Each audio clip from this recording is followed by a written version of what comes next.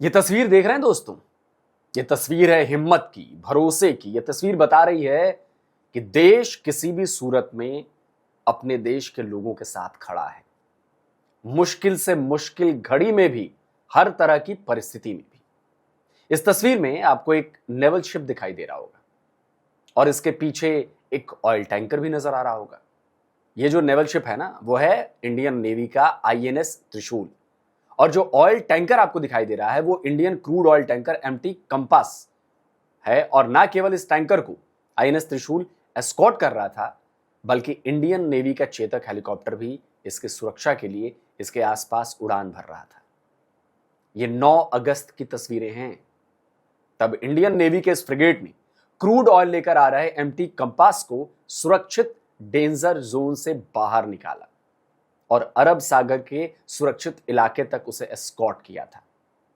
दोस्तों, असल में स्ट्रेट ऑफ हॉर्मूज के बाद अब रेड सी और बाब अल मंदेब स्ट्रेट भी कॉन्फ्लिक्ट जोन में बदल चुका है।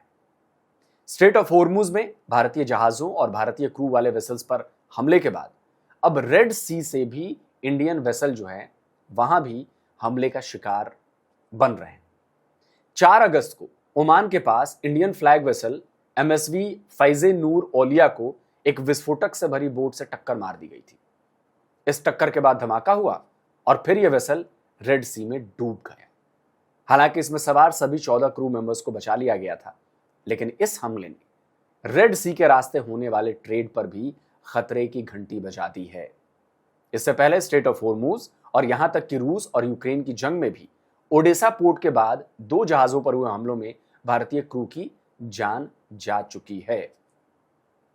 मैं जरा आपको ये टाइमलाइन बताना चाहता हूं। 1 मार्च को एमटी स्काईलाइट और एमटी व्योम पर ओमान के पास ड्रोन से या फिर मिसाइल से हमला हुआ था। इसमें 3 भारतीय मारे गए थे और 1 लापता हो गया था। 18 अप्रैल को ईरानी गन बोट्स ने एमवी जग अर्नव और समर हेराल्ड पर गोलीबारी की थी। हालांकि उस हमले में कोई घायल नहीं हुआ था। 8 मई को एक लकड़ी के छोटे से कमर्शियल शिप पर हमला हुआ था। इसमें भी 1 इंडियन सेलर मारा गया था। 8 जून को एमटी मैरीवेक्स पर अमेरिकन नेवी ने मिसाइल अटैक किया था। जहाज तो पूरा तबाह हो गया, लेकिन उस पर सवार सभी 24 भारतीय क्रू को बचा लिया गया था, उनकी जान बच गई थी। 10 जून को अमेरिकी नेवी ने एक और शिप एमटी सेटलबिलो पर मिसाइल दागी थी। इसमें 3 भारतीय मारे गए थे। 11 जून को एमटी जलवीर पर ओमान के पास हमला हुआ था। जहाज पर 20 भारतीय क्रू मौजूद थे, उन्हें भी सही सलामत बचा लिया गया था। 12 या 13 जून को बोकेम मैरंगो नाम के जहाज पर ड्रोन अटैक हुआ। तब शिप पर सवार 21 भारतीय क्रू को बचाया गया था। 12 जुलाई को एमवी जीएफएस गैलेक्सी पर आईआरजीसी ने हमला किया था। 14 जुलाई को एमटी मोम्बासा और एमटी अल भैया पर ईरान ने मिसाइल फायर की थी। इसमें 1 भारतीय की जान गई थी, 8 घायल हो गए थे।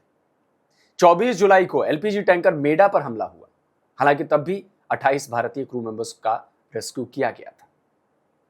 तो बढ़ते हुए हमलों को देखते हुए भारत सरकार ने स्ट्रेट ऑफ हॉर्मूज के आसपास भारतीय जहाजों की आवाजाही पर रोक लगा दी थी। लेकिन अब 4 अगस्त को रेड सी में एमएसवी फैजी नूरी ओलिया पर हमला हो गया और इन हमलों के बाद forward siemens union of India ने भारत के प्रधानमंत्री नरेंद्र मोदी को एक चिट्ठी लिखी और उस चिट्ठी में भारतीय नाविकों की सुरक्षा के लिए ठोस कदम उठाने की मांग की थी। विदेश मंत्रालय और मिनिस्ट्री ऑफ शिपिंग ने इसे लेकर कदम उठाने शुरू कर दिए। This is a subject of high importance and we attach high priority to the issue. Our missions all across the Gulf region, they are in constant contact with the Ministry of Shipping, as also with maritime authorities in those countries and other authorities as well.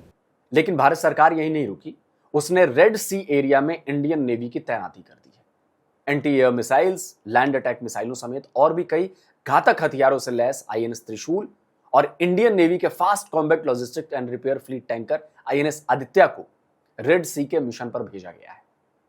Indian navy के इन दोनों जहाजों ने 9 और 10 अगस्त को 2 commercial ships को बाब अल मंदेब के danger zone से एस्कॉर्ट किया है।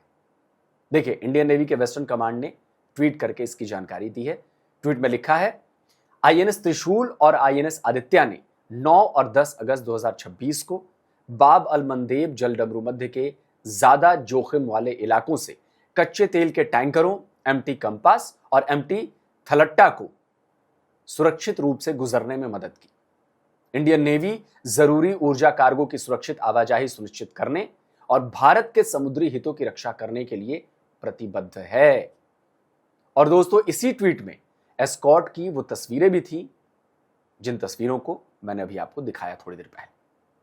असल में इंडियन नेवी के फ्रिगेट और fast combat logistic and repair fleet tanker को भेजना केवल एस्कॉर्ट की बात नहीं है, ये एक मैसेजिंग की बात है कि अगर इंडियन शिप्स पर हमला हुआ तो भविष्य में तैयार रहो, भारत जवाब देगा। दोस्तों, आप क्या कहते हैं? कमेंट करिए, अपनी राय दीजिए। जल्दी मिलता हूं एक और नए वीडियो के साथ। नमस्कार, जय हिंद।